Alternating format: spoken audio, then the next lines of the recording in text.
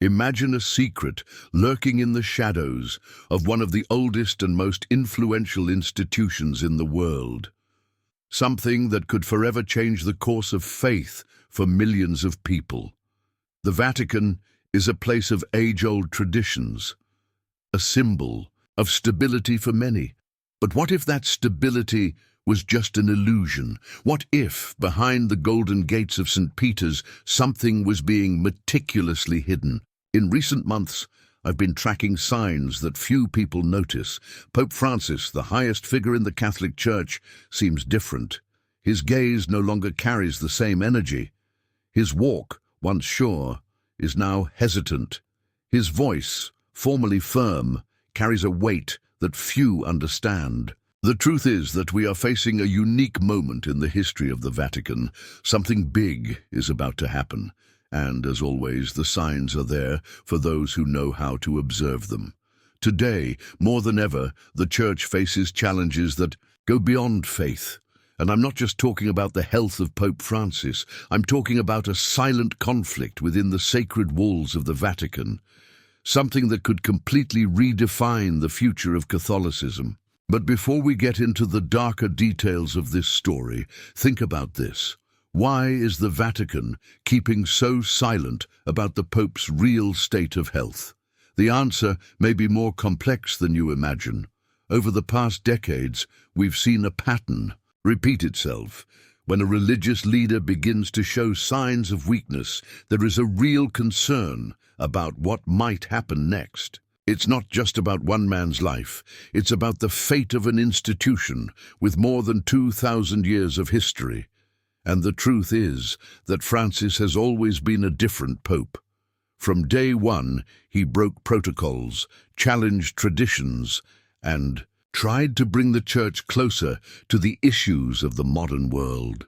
But that came at a price. His critics are many. Within the Vatican itself, there are those who believe he has gone too far, that his reforms are a danger, that his papacy may be coming to an end. But the big question is, will that end be natural, or is it being carefully orchestrated? There are rumors, many rumors. Some say Pope Francis is already considering resigning. Others claim that this decision has already been made behind the scenes.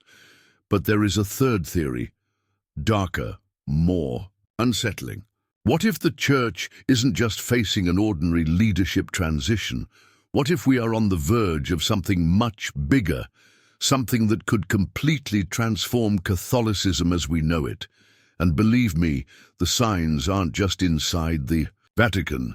Out there in the real world, something is happening. The number of Catholic faithful is declining in countries that for centuries have been pillars of the faith. Churches in Europe are empty. Young people are increasingly questioning religious dogmas. And at the same time, there is a growth of new spiritual currents that challenge the principles of traditional Christianity. Pope Francis knows this. He knows that the Church needs to change if it wants to survive. But does he still have the strength to lead that transformation? Or are we witnessing the end of an era and the beginning of something much bigger? Maybe the real secret lies not in the Pope's health, but in what happens after him. Prepare yourself, because this story is just beginning. In the corridors of the Vatican, an unsettling silence hangs in the air. Anyone who observes carefully realizes that something is happening. Pope Francis is no longer the same. For years he has been a symbol of resistance, a man defying age and physical obstacles to continue leading the Church. But now his presence conveys something different. His walk has become slower, his gestures heavier. There is a visible fatigue in his eyes. Recent images don't lie. At public events he needs support to walk. His breathing seems more difficult. There are frequent pauses between his words, as if each sentence requires an immense effort. But why does the Vatican insist on saying that everything is under control? Since assuming the papacy, Francis has faced challenges that few could endure. He has undergone delicate surgeries, managed chronic pain, and in recent years has had increasing difficulty moving around.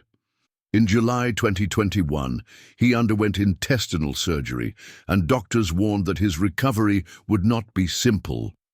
More recently, he was diagnosed with a respiratory infection that forced him to cancel important engagements. But here's the big question. Is this fragility just a natural consequence of age? Or is there something more going on? Popes rarely show public signs of weakness. For centuries, the image of a strong and resilient leader has been fundamental to the stability of the Church. But what if, this time, the situation is different? History shows us that when a pope reaches the limit of his physical capacity, two things can happen. Either he remains in office until the end, regardless of his condition, or he decides to abdicate, as Benedict XVI did in 2013. And that's precisely why the world is so attentive. The Vatican knows that the Pope's health is more than a matter. If Francis resigns, the Church will enter a new period of transition, and this change could have global repercussions. The truth is that it's not just about an aging man. It's about an entire institution trying to maintain its authority in a world that is changing faster than ever. Today, the Church faces internal and external crises. On one hand, there is the growing loss of faithful, especially in Europe and North America. On the other, there are divisions within the Vatican itself, between those who support Francis's reforms and those who want to restore conservatism. And then an inevitable question arises. If Pope Francis can no longer lead, who will take his place? This is something that worries both the faithful and church leaders. If he resigns, will his successor continue his progressive vision, or will we see a return to the past? And there is another factor to consider, the psychological impact of this possible transition. The last time a pope resigned, the world was shocked. It was a historic event, something that hadn't happened in over 600 years. At the time, many wondered if it would become a new standard within the Church. Today, that possibility seems more real than ever. But would Francis make that decision on his own, or is there internal pressure for him to leave office? Many experts believe that the Pope is already paving the way for his succession. He has appointed strategic cardinals, placed allies in key positions, and has already mentioned publicly that resignation is a legitimate possibility. If this is true, then what we are witnessing now is not just the physical decline of a man, but rather the beginning of a new era for the Catholic Church. And that transition could be much more turbulent than we imagine. The Vatican has always known how to keep its secrets well guarded. But what happens when the truth becomes impossible to hide? Time is running out. The world is watching, and what follows could define the future of the Catholic Church for generations. And you, what do you think is really happening? There is something that few dare to say out loud, but which spreads like a whisper through the corridors of the Vatican. The Catholic Church is not just facing the fragility of its leader, it is divided. Behind the sumptuous ceremonies, the imposing vestments, and the rituals preserved for centuries, there is a silent battle going on. And that battle could decide the future of Catholicism. Pope Francis is a man who has tried to reform the Church. He has challenged traditions, broken protocols, and opened the space for debates that were previously unthinkable within the Vatican. But not everyone agrees with him. Since the beginning of his pontificate, Francis has aroused resistance within the clergy itself. While many see his actions as a necessary step to modernize the Church, others consider them a direct threat to its foundations. And now, with his weakened health and a possible succession in sight, this internal tension is intensifying. On one hand, there are the progressives, those who believe that the Church needs to adapt to the modern world. They advocate for greater openness to dialogue with other religions, greater inclusion of minorities, and even revisions of historical doctrines. For them, Pope Francis has been a symbol of hope, someone willing to lead the Church into the future. But on the other hand, there are the conservatives. They believe that the changes have gone too far, that tradition must be preserved, and that the Church cannot give in to external pressures. Many of them have never fully accepted Francis's reforms and see his current fragility as an opportunity to restore the old ecclesiastical power. And this division is not just theoretical. It is already affecting decisions within the Vatican. With each new stance taken by the Pope, rumors of secret meetings emerge, of groups organizing to influence the choice of his successor, of cardinals preparing the ground for a return to the past. What few realize is that this dispute is not limited to the walls of the Vatican. It reflects a global dilemma. Catholicism is losing faithful at an accelerated rate, especially in Europe and North America. Churches are empty, young people are increasingly distant from the faith, secularization is experiencing exponential growth. For many, this crisis requires urgent changes. But for traditionalists, the problem is not the lack of adaptation, but the weakening of doctrine. They believe that the Church has lost its identity by trying to please the modern world. And so, the Vatican finds itself at an impasse. If Pope Francis leaves office, who will take over? Will his successor follow his reformist line?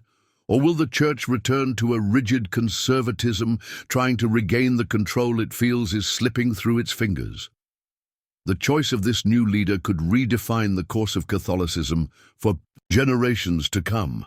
But there is something even more intriguing behind this dispute. Behind the scenes, there are rumors that certain forces are already manipulating this transition. Some voices claim that the choice of the next pope may already be decided in the closest circles of the Roman Curia.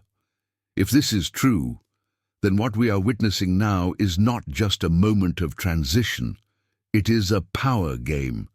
And, as has always happened, in the history of the Church, this game is not played in broad daylight. The question that remains is, who really controls the destiny of the Vatican? The truth may be darker than we imagine. For centuries, the Catholic Church has been surrounded by prophecies, some forgotten, others hidden, and some so frighteningly precise that they have never been completely dismissed. But what if I told you that some of these predictions seem to point directly to the moment we are living in now? Many believe that the decline of Pope Francis is not just a matter of health or old age. For them, something much bigger is at stake, something that has already been predicted centuries ago. The prophecy of St. Malachi, for example, has been interpreted by scholars as a map for the future of the Vatican. According to the accounts, Malachi, an Irish bishop of the 12th century, had a vision where he listed a sequence of popes until the last one. And here is the most disturbing detail. Pope Francis would be at the end of that list. According to this prophecy, after Francis, there would only be one more leader, and this last pope would face times of turbulence like never before, culminating in the collapse of the Church as we know it. Is this prediction about to come true, or is it just a coincidence fueled by fear and uncertainty? After all, this is not the only prophecy that raises questions about the future of the Vatican. Saint Bridget of Sweden, a mystic of the 14th century, spoke of a pope who would govern during times of crisis, being pressured both from within and from outside the Church. She described an exhausted leader carrying a weight that few could bear. And now look at Francis. The signs are not just physical but also spiritual. He is a pope who has faced strong resistance, who has been challenged by members of the Church itself, and who now seems to be on the verge of a point of no return. But what if these predictions are not just about one man? What if they speak of something much bigger? In recent years, the Church has suffered an unprecedented decline. Faith is diminishing, churches are being closed, and scandals have shaken its reputation. Some believe that this is part of an inevitable transition, that we are seeing not only the end of a papacy, but the end of an era. And if that's true, what will come next? If the prophecies are correct, then the next pope will not just be a leader. He will be responsible for leading the Church through its darkest moment. Does the Vatican know this? Are they preparing for this possible collapse? Or is there something that has not yet been revealed to the world? History teaches us that when large institutions are on the verge of drastic changes, fear can be a decisive factor. And often, what is feared is not the unknown, but what has already been predicted. Now it is up to us to ask, are we really about to witness an event that will change the course of the Catholic Church forever? Or are these prophecies just echoes of the past, shaped by the circumstances of the present? If there is one thing that history shows us, it is that the Vatican never reveals all its secrets. And perhaps this time, the truth is even darker than we imagine. Over the past few minutes, we have walked together through the dark corridors of the Vatican, explored the secrets hidden behind the fragility of Pope Francis, analyzed the silent conflict within the Church, and revisited prophecies that seem to connect with the days of today. Now only one question remains. What comes next? The Catholic Church is at a breaking point. It's no longer just about the health of one man or the transition from one papacy to another. What is at stake is something much bigger. In recent years, the world has changed at an unprecedented rate. The advancement of technology, the rise of new ideologies, and the constant transformation of social values have created an environment in which traditional institutions struggle to maintain their influence. And the Church is no exception. The number of faithful is in free fall in Europe. Latin America, one of the last bastions of Catholicism, is also beginning to show signs of weakening. Churches are empty, priestly vocations are in decline, and a young public is increasingly distant from the faith. This is not an isolated problem. It is a global crisis. If Pope Francis decides to resign, his succession will not just be an administrative choice. It will be a milestone that can define the future of the oldest religion in the West. And that succession brings with it an inevitable dilemma. If a progressive pope is chosen, the Vatican will continue to try to adapt to the modern world, hoping to win back those who have moved away from the Church. But this could further deepen the resistance of conservative sectors and provoke an irreversible split within Catholicism. If, on the other hand, a traditionalist pope takes the throne of Peter, we will see a movement of retraction, an attempt to restore the absolute power of the Church and to reinforce long-contested dogmas.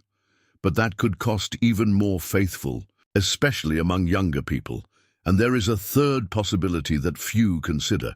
What if the next pope is neither progressive nor conservative? What if the Vatican is already preparing an unexpected successor, someone who can unite both sides, someone who represents a complete transition to a new era of the Church? What we know for sure is that the decision is closer than we imagine. The choice of the next leader of the Catholic Church will not just be a religious event. It will be a political, strategic, and global event. The Vatican has always known how to play this game. It has always known how to manipulate narratives, control information, and prepare the ground for what comes next. But this time, reality seems to be escaping their hands. The world is watching, and for the first time in centuries, the Church does not have absolute control over its own destiny. The crisis is just beginning. Now, I want to know your opinion. Do you believe that we are about to witness a radical transformation within the Vatican? Or is all this just speculation? Leave your comment below and share this video so that we can continue this discussion. And if you want more content like this, subscribe to the channel, activate the notification bell, and don't forget to leave your like, because there are still many mysteries to be revealed.